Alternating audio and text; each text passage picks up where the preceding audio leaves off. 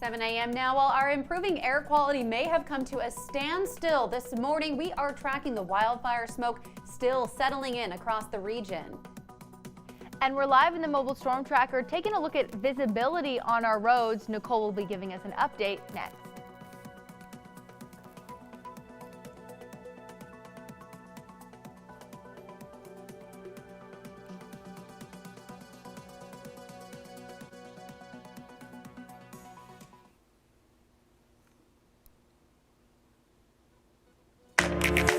Up with KREM begins now.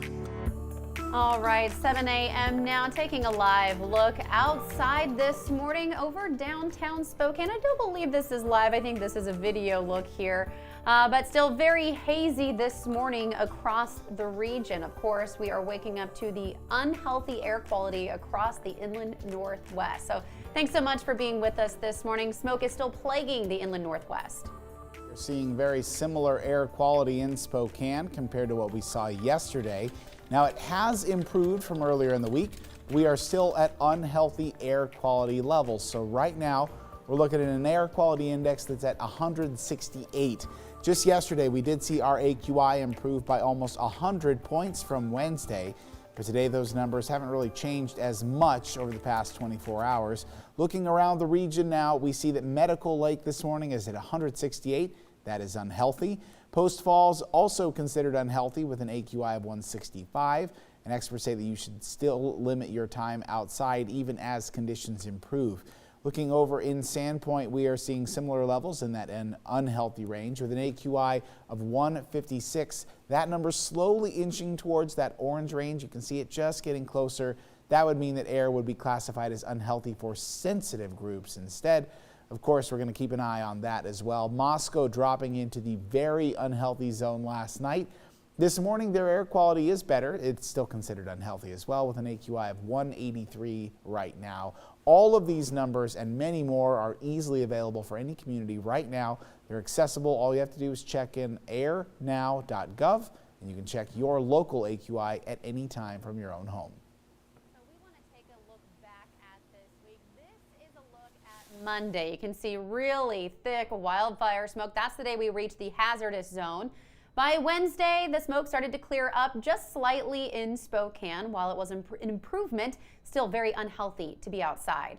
And this morning, we do want to take a live look at Riverfront Park this morning. Now, compared to earlier this week, this morning, we are looking much better, but still the air quality is unhealthy. We were hoping for some sort of system to push this wildfire smoke out of the area by today, but it looks like we're going to have to wait just a little bit longer. 7:03 now, let's check in with Dana Marie McNichol this morning. Dana Marie, when will we see some relief? You know, we're probably going to see the most relief tomorrow afternoon. The air quality alert that was in effect this afternoon was extended till tomorrow because we see a weather system that's going to push in and change wind directions and bring some rain. So here's a look at where the wildfires are still burning. There's still one in central Washington right now. The purple on your screen there is unhealthy air quality. So it is covering most of our region, Spokane and North Idaho, but that is going to change. Fingers crossed. Here's a look at the future tracker of that weather system. So around 6 o'clock tonight, we're going to see clouds start to form in our area, and then the rain and the widespread precipitation is starting around Saturday, 2 a.m. You could see there most over Spokane, Deer Park, Tooele, and then it's going to go through Idaho and settle over Sandpoint until it kind of clears out for your Monday. Here's a look at your hour-by-hour forecast. Your high of 73 degrees right now. It's going to come at 3 p.m. We definitely saw a dip in temperatures from yesterday to today, and we're going to continue seeing those dips in temperatures. This is the last weekend of summer. So although we didn't get to really enjoy and spend time outside last week, we're going to get 70s next week. So don't worry too much. Here's your 3-day forecast. Smoke for today. Saturday, scattered showers, and then Sunday, if you're thinking about running Bloomsday, Sunday and Monday are probably the best days to do it because we're going to start to really see some good and moderate air quality. I'm going to break down the full 7-day forecast coming up. Jen? All right, Dana Marie, can't come soon enough for some folks. Of course, with the smoke in the air, we want to see what it looks like this morning on the roads. Nicole Hernandez is joining us live from the mobile storm tracker. Nicole, you've been tracking this all week long. What improvements are you seeing today? Yeah, Jen, so like we've been seeing throughout the week, it's just been a slow improvement, but of course that haze and smoke is unfortunately still sticking around. So I'll give you a look. We're driving right around downtown right now, and we're on Brown. We're coming up on 2nd here, and you can't really see beyond Sacred Heart here what we're looking at, but we definitely have that haze. Even looking at Sacred Heart, it's just not quite as clear as it should be, unfortunately, but we are getting better, and every day I've been saying, you know, it smells a little bit less. We have a little bit more visibility, not quite as much smoke underneath those street lights. So even though it is small, we are seeing improvements. But for those runners out there, unfortunately, because of this unhealthy air quality, we do have to think about how we're going about virtual Bloomsday this weekend, whether or not we want to postpone our runs this weekend or what. So here, take a look at this. This is some tips from the Mayo Clinic about running with bad air quality. First off, you want to make sure you're monitoring exactly what the air quality is. So obviously right now we're in the unhealthy range. So if it sticks that way, maybe try to postpone your run until the smoke clears out. Also, plan your times for your run around different advisories. So if the air quality advisory stick in place, maybe try not to run, and try to run around high pollution times. So during rush hour and such, that makes pollution even worse. So try to avoid those times to run. Also, try not to run along busy roads. Anywhere within a quarter mile of a busy road is going to have a higher pollution than other areas. And lastly, worst case scenario, if you have to do this weekend, you can't extend your Bloomsday run, you can also run that indoors to make sure you stay healthy from the smoke inhalation. So again, back out here live, you can see there definitely still gray skies out here, a lot of haze. Even though it's better though, we are still waiting for it to completely push out, and hopefully we've got some weather systems coming in that will do that for us soon, and we can all continue with our Bloomsday plans.